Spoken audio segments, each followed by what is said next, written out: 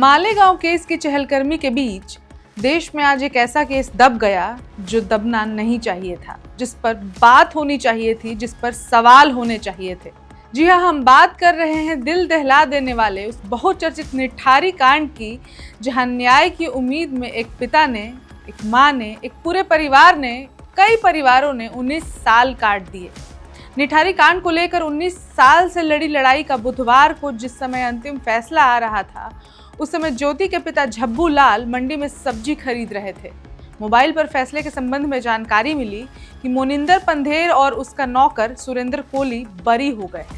उन्होंने चुपचाप फोन रखा और D5 कोठी के सामने पहुंचे, वहां जाकर रोने लगे। D5 वही कोठी है जो नोएडा स्थित निठारी में है। अब भगवान पर ही भरोसा है, प्रधानमंत्री व मुख्यमंत्री को आगे आकर हमें न्याय दिलाना चाहिए। मोनिंदर पंधेर और सुरेंद्र कोली अगर नृशंस हत्याकांड के जिम्मेदार नहीं हैं, तो आखिर नाले में मिली हड्डियों का जिम्मेदार कौन है? ये बातें निठारी पीड़ित झब्बू लाल ने कही।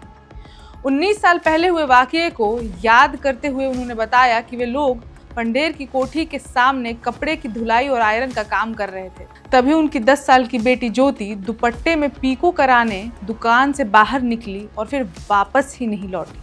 जब झब्बू लाल और उनकी पत्नी बेटी को ढूंढने बाहर निकले, तब D5 कोठी के सामने मोनिंदर पंधेर और सुरेंद्र मिल गए। उनसे जब बेटी के बारे में पूछा, तब उन लोगों ने कोई जवाब नहीं दिया। बाद में जब निठारी कांड का खुलासा हुआ, तब दोनों के उनके सामने गुनाह कबूल किया। जब इस मामले की जांच होने लगी और पुलिस ने मोनिंदर पंधेर और सुरेंद्र कोली को पकड़ लिया था, तब थाने में पंधेर व कोली उसके पैर पकड़कर कहा कि उनसे गलती हो गई, लेकिन अब 17 वर्ष बाद उन्हीं दोनों को बरी कर दिया गया। आगे बढ़ने से पहले आपको एक बार बताते चलते हैं कि क्या था पूरा मामला। कहानी है साल 2004 की। निठारी गांव में रहने वाले बच्चे वर्ष 2004 में लापता हो रहे थे। बच्चों के लापता होने की जानकारी उनके परिजन थाना सेक्टर 20, नोएडा के थाना सेक्टर 20 पुलिस से लेकर बड़े पुलिस अधिकारियों तक से कर रहे थे, लेकिन पुलिस गुमशुदगी लिखने के बजाय उन्हें दुत्कार कर भगा देती थी। गायब होने वाले बच्चों में अधिकतर लड़कियां थीं।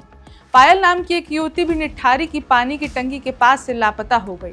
उसके पिता सेक्टर 19 में रह रहे नंदलाल ने D5 सेक्टर 31 कोठी के मालिक व JCB के बड़े डिस्ट्रीब्यूटर मोनिंदर सिंह पंधेर पर बेटी के अपहरण का शक जाहिर करते हुए पुलिस में शिकायत की। पुलिस ने कार्रवाई के बजाय नंदलाल को ही बेटी से देह व्यापार कराने का आरोप लगाते हुए वहां से भगा दिया। इसके बाद उसने हाईकोर्ट का दरवाजा खटखटाया। हाईकोर्ट ने मामले की रिपोर्ट दर्ज करने के निर्देश देकर CO स्तर के अधिकारियों को प्रगति आख्या के साथ कोर्ट में बुलाया।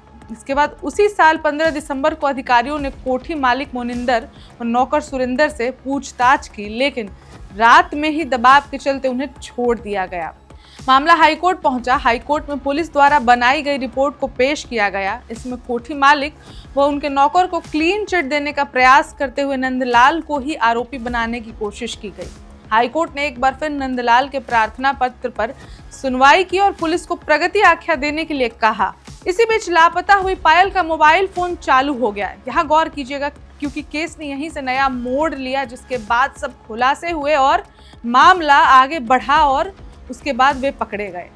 तो हुआ ये कि इसी बीच पायल का मोबाइल फोन चालू हो गया। पुलिस टीम उस मोबाइल फोन तक पहुंच गई और 29 दिसंबर को D5 कोठी के नौकर सुरेंद्र कोली तक पहुंच गई।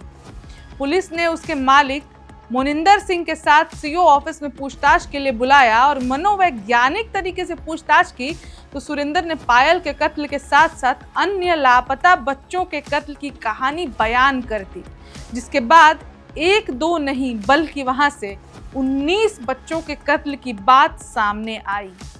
गुनहगारों ने गुनाह कबूल किया। इलाके में हड़कंप मच गया, गिरफ्तारियां हुई, लेकिन आज 19 साल बाद जब सुप्रीम कोर्ट का फैसला आया, तो हर तरफ मायूसी और एक दर्द। कपड़ों पर प्रेस करने वाले ज्योति के पिता झब्बू लाल ने यह भी बताया कि गाजियाबाद CBI कोर्ट में सुनवाई के दौरान शांत होने के लिए उन्हें 1 करोड़ रुपए का ऑफर भी मिला था, लेकिन उन्होंने ऑफर ठुकरा दिया। वे आगे शांत नहीं बैठे, उन्होंने आगे लड़ाई लड़ने का ही मन बनाया हुआ था। उनकी पूरी उम्मीद थी कि सुप्रीम कोर्ट से न्याय मिलेगा। वह जानकार व परिचितों के फोन आने पर यही कहा करते थे कि बस अब अंतिम फैसला आना बाकी है। उनकी बेटी के हत्या आरोपित मोनिंदर और उसके नौकर सुरेंद्र को फांसी मिलेगी, लेकिन फैसला इसके एकदम उल्टा आया। झब्बू लाल ने कहा कि देश प्रदेश में छोटे मोटे अपराधियों को सख्त से सख्त सजा मिल रही है, यहाँ तक अपराधियों के मकानों पर बुलडोजर चलाया जा रहा है। अब इतनी सारी बच्चियों के कातिलों का क्या हुआ? सरकार को इस दिशा में सोचना चाहिए। इस खबर में फिलहाल तो इतना ही, पर इस पर आपकी क्या राय है हमसे जरूर शेयर करें। और ऐसी और खबरों के लिए जुड़े रहे वन इंडिया हिंदी के साथ। धन्यवाद। Subscribe to One India and never miss an update. Download the One India app now.